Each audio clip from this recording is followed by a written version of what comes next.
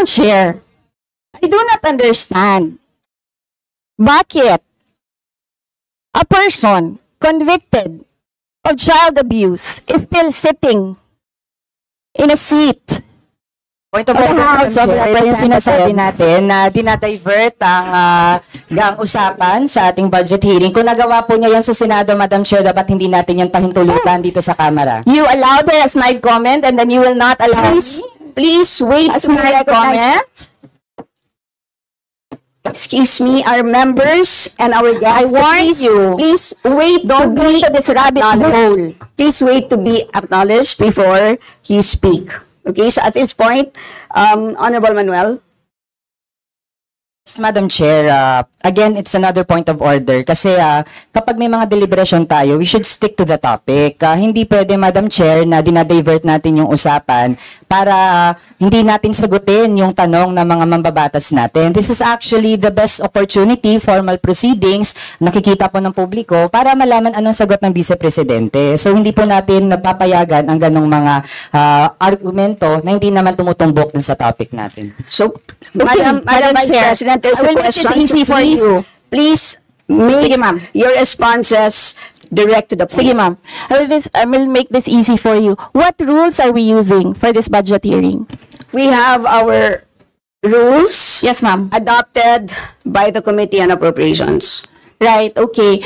We searched for that rule. So, we only found the general rules. So we have a copy of the rules for the budget hearings.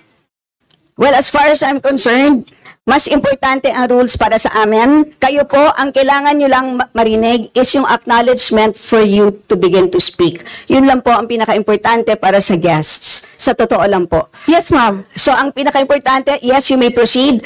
At saka po yung adjournment, yun lang po. Yung termination po, yun ang pinaka-importante lang po.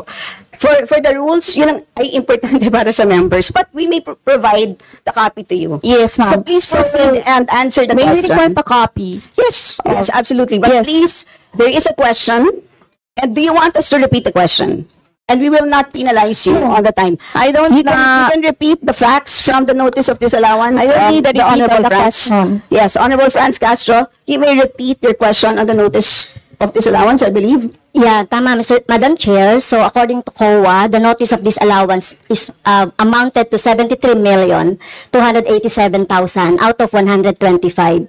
At ito po, Madam Chair, yung mga breakdown ng mga disallowed na mga mga purchases. So reward payment of 10 million, payment of rewards, various goods 34.857 million, payment of rewards, medicines 24.93 million, tables, chairs, desk, computer and printers 3.5 million. So, ang question, Madam Chair, so yung letter A, B, and C, so nakita naman natin nandoon yung sa joint circular. How about yung ito, no?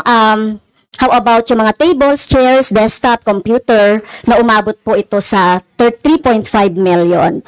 So, pwede bang maipaliwanag kung bakit ito pinurchase, Madam Chair? Madam Vice President. Madam Chair, I still request for the rules of the budget hearings.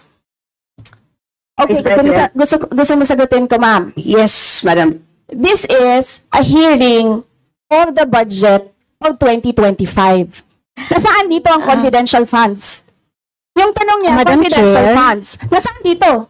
Honorable Franz.